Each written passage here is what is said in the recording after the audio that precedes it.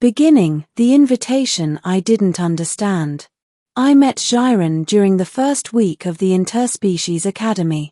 Humans were new to the program, invited after finally proving we weren't too unpredictable to train alongside other local civilizations. Most of the other species kept their distance. Not Zhyren. He approached me with an offer to spar, then an offer to study, then an invitation to join his squad for simulations. Over 2 years, we became real friends, close enough that I learned Falerians didn't use that word lightly. But friends or not, being invited to a Falerian's family home was practically unheard of for a human. I don't want to offend her, I said eventually. Is there something I need to prepare? A gift? A greeting ritual? Something? Zhyren's jaw tightened. There is a custom, he admitted. But I believe it is best if she explains it to you. That wasn't reassuring. But saying no wasn't really an option. Falerians took hospitality very seriously. Refusing such an invitation could be interpreted as a declaration of distrust. When do we leave? I asked. Zhyren finally exhaled, shoulders relaxing. Tomorrow morning, he said. Pack lightly. Mother does not appreciate clutter. The journey and my first mistake. Falerian shuttles weren't like human craft. They didn't fly, they folded through space, slipping in and out of reality with a vibrational hum that made my bones feel like tuning forks. By the time we landed on the surface of Khar'Tel, his homeworld, I already felt out of place. Falerian architecture looked carved rather than built, smooth obsidian towers rising from violet ground, glowing channels of bioluminescent energy running through everything like veins. And the people, they stared. A human stepping off a shuttle with one of their elites. That wasn't normal. Do not react, Zhyren murmured. You are under my protection. Protection from what? Misunderstanding. Great. We walked through the capital's central courtyard, toward a massive structure carved into a mountainside. The entrance alone was 4 stories high. This is your home? I whispered. No, Zhyren said. This is Mother's home. That distinction didn't comfort me. Inside the great hall, 2 armored guards stood waiting. They bowed deeply to Zhyren, but not to me. A bad sign. One of them spoke in a deep, resonant tone. Your mother is expecting you. And the human. The human has a name, Zhyren snapped. The guards stiffened. They bowed to me this time. I muttered, I probably should have learned some of your language before coming. Zhyren said nothing. He looked tense again. Why? Before I could ask, the doors opened. Meeting his mother and the custom I didn't know. She stood at the center of the chamber, tall, regal, draped in ceremonial armor that shimmered like starlight. Her silver and black hair cascaded down her back, her eyes glowing like twin moons. This was Latria, High Matron of the Khar'Tel lineage. Not just Zhyren's mother, one of the most respected leaders on the planet. And she was staring directly at me. Human Caleb, she said, voice echoing through the hall. Welcome to my domain. I bowed awkwardly. Thank you for inviting me. You came despite not understanding why. Zhyren said you would explain. Her lips curved slightly. Not quite a smile, more like amusement. Zhyren, she said, turning to her son. Leave us. He stiffened. Mother, that is. Leave us. Zhyren gave me one last look, one that genuinely worried me. Then he bowed and was escorted out. I was alone with her. She studied me for a moment. Circling, measuring, assessing me like one might assess a weapon or a potential threat. Or a resource. You walk like a warrior, she said. But you hide your uncertainty. Good. Is that a compliment?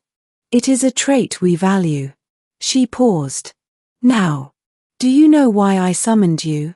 No idea, I admitted. Zhyren didn't tell me. She tilted her head. He couldn't tell you. By tradition, only the matron may speak of it. That sounds ominous. Not ominous, she said. Important. She gestured for me to follow her deeper into the mountain palace. I have observed you, human.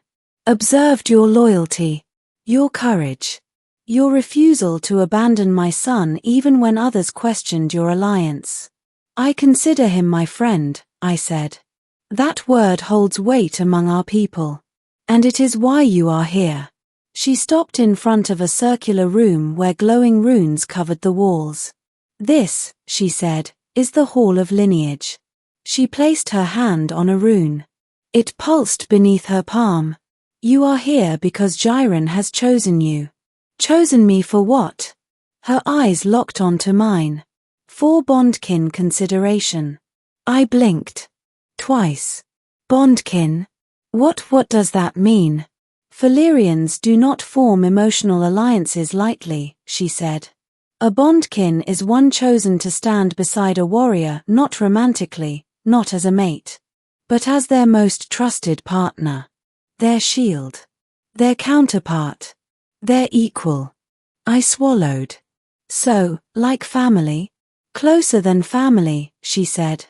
A bondkin is bound by oath. By trust. By shared battles. It is a sacred connection. And Zhyren wants me for that. He does, she said. But before the oath is considered, the matron must judge the candidate. So that's why you wanted to meet me. In part, she said. But there is more. She stepped closer. Zhyren faces challenges. Enemies. Expectations he did not choose.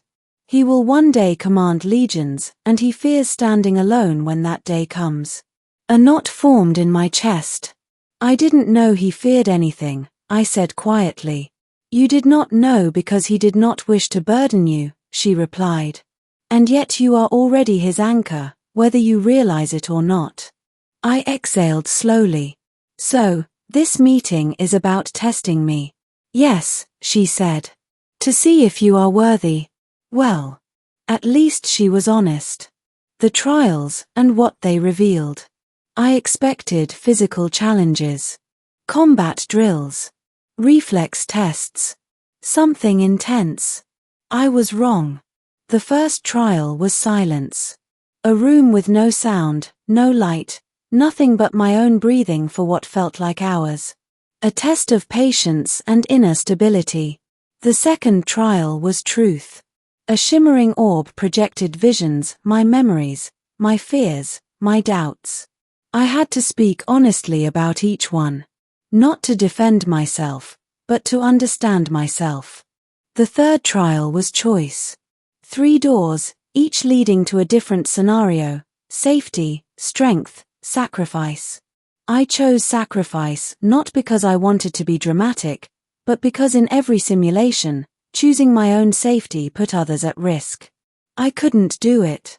When I emerged from the final chamber, Latria waited for me. You endured, she said. I almost quit twice. Yet you did not. That matters. I wiped sweat from my forehead. So, did I pass? She didn't answer immediately. Instead, she walked around me again, studying me the way she had earlier. You are not the strongest candidate, she said. Nor the most skilled. Thanks, I muttered. But you are the most human. And that is what Zhyren lacks. I frowned. What do you mean? Falerians are bred for war. For victory. For duty. She paused. But he does not want a bondkin who simply mirrors him. He wants someone who balances him.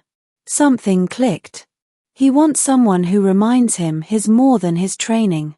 Correct, she said. And someone who will not bow to him simply because of his status. I laughed softly. He's tried to get me to stop calling him Muscle Tower for 2 years. It's not working. A faint smile tugged at her lips. Then you are exactly what he needs. My heart thumped. So, what happens now? Latria stepped back.